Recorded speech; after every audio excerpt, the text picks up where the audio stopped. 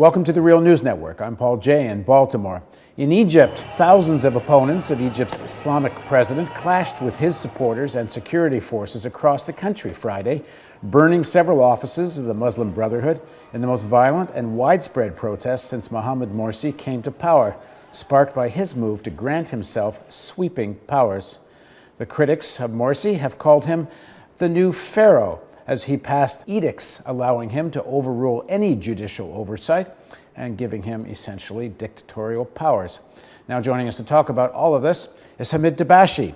He's a professor of Iranian Studies and Comparative Literature at Columbia University in New York. He's a frequent contributor to The Real News and author of the recently released book, Corpus Anarchicum: Political Protest, Suicidal Violence, and the Making of the Post-Human Body. Thanks for joining us, Hamid. Thank you, Paul. Anytime. So tell us about, your take on what's going on in Cairo and across Egypt today. My take is that Morsi was waiting to do this move and grab for power for a long time. However, what occasioned it is the Israeli bombing of Gaza and the casualties, and his office being instrumental in negotiating a truce, a peace.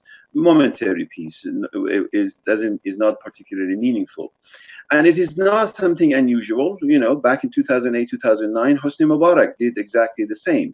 But now he took advantage of this particular occasion that there were global admirations for him for having negotiated this peace treaty, momentary peace treaty, to grab power. But fortunately, because what is happening in Egypt is not a total revolution. In my book on Arab Spring, I call it an open-ended revolution. Within hours, thousands, maybe tens of thousands of Egyptians have poured into various streets and opposing what he is doing. In effect, what is happening, Paul, is this is an unfinished revolution. Egyptians know it. And step by step, if you go back to the time of Hosni Mubarak, if the ruling regime had its way, Hosni Mubarak would have been in power. Then Omar Suleiman would have been in power. Then the presidential candidate Ahmad Shafir would have been elected. But none of that has happened. And the representative of Muslim Brotherhood, Mohamed Morsi, has come to power with certain degree of democratic legitimacy. It is very important to keep in mind that the election was free and fair, and he became the president. But now power corrupts, and as soon as he is in a position of power, and democracy is messy, there is the question of a parliament which is heavily dominated by Muslim Brotherhood.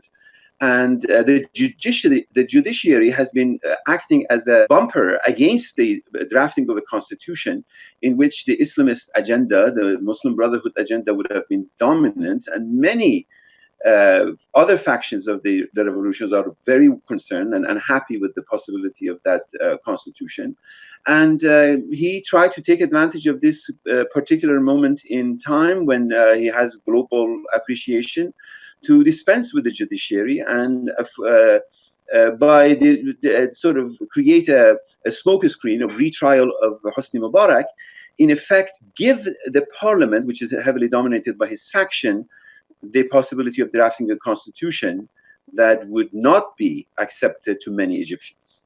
And a part of this seems to be a plan of the Muslim Brotherhood, not only to consolidate its control in Egypt, backed by the United States, and a $1 billion loan forgiveness plan with Obama, I think a $4 billion plus loan coming from the IMF. So Morsi's placed himself pretty clearly in this camp, in the Western camp. On the other hand, he's allied with Qatar, and he seems to also be connected with Saudi Arabia, and he seems to have taken on some responsibility, if not full responsibility in the future, for managing Gaza. This all seems to be part of a plan. Now, that doesn't mean that's a plan that's going to work, but that seems to be the scheme, do you think? Absolutely correct. The question is that there are two different calculus. One was the calculus of toppling the head of a regime, Hosni Mubarak.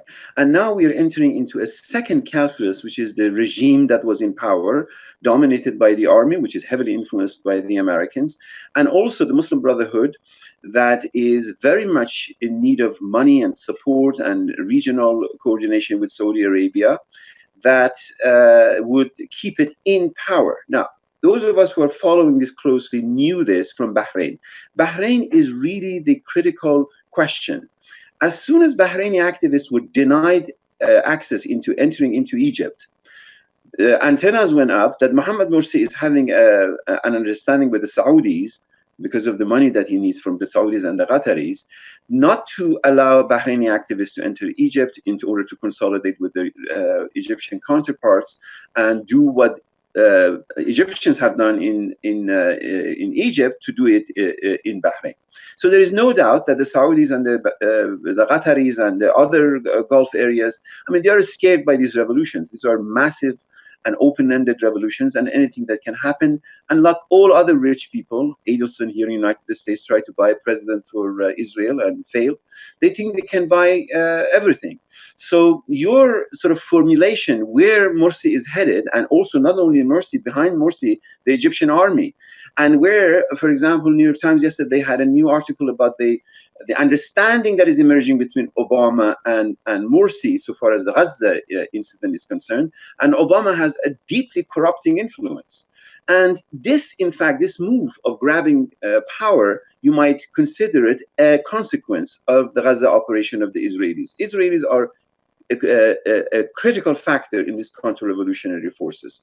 They have pushed, in fact, Morsi towards Obama, towards the Saudis, towards the Qataris, and towards a coalition of counter-revolutionary forces to prevent the open-ended democratic anticipations of these revolutions. But as you suggested in your point, it doesn't mean, as you see evidence today in Cairo, in Alexandria, in other parts of Egypt, people are out in the streets, people are calling him Pharaoh, and people are saying in various newspapers, magazines, social networking, that they didn't do this revolution for yet another version of Hosni Mubarak to come to power. Yeah, I mean, it seems, without being there, it's hard for me to really make this kind of estimation, but it seems like he's overplaying his hand, that you know, he still had quite a bit of support before this deal in Gaza, and certainly before these powers, and now he's sort of exposed himself, and at least the leadership of the Muslim Brotherhood. Does this not lead to some splits within the Muslim Brotherhood? Very much so, very much so. This is something that I have said since the beginning of the revolution, that the monolithic conception that we have of Muslim Brotherhood is not accurate. There are demographic changes, there are gender issues, and there are generational issues. And the Muslim Brotherhood is going to split. And already people who are criticizing him are people from other factions of Muslim Brotherhood, another presidential candidate. So these are moments that the atom of Egyptian political culture is splitting into various directions. And this is good to observe. Yes, he did overplay his hand. He thought, because of what happened in Gaza, he misread Gaza. He thought that he had stopped the bloodshed in Gaza. But there's a different way of reading the events of Gaza.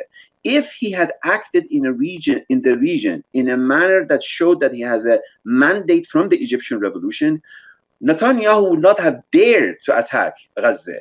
And 161, the last AP estimate, 161 Palestinians, including 71 civilians, would have been alive. So the fact that we have had those civilian casualties in Gaza already is an indication that he is not acting as the representative of a massive national revolution. So he misread that event. He kind of had a lapse into a Hosni Mubarak situation, which is not unusual. You have to remember that when a political culture is changing, it still very easily resorts back to what is habitual to it.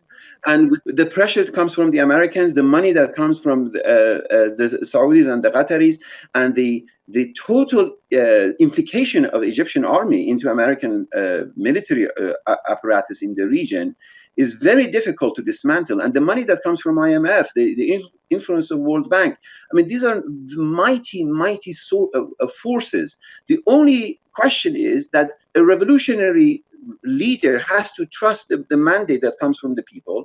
And he just gave a speech, oh, I'm everybody's president, I need the best for the country, but he sounded awfully like Hosni Mubarak.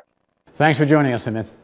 With pleasure, anytime. And thanks for joining us on the Real News Network. Don't forget, we're in our year-end fundraising campaign. Every dollar you donate gets matched. The donate button's over here until we reach $100,000. And if you don't click on that, we can't do this.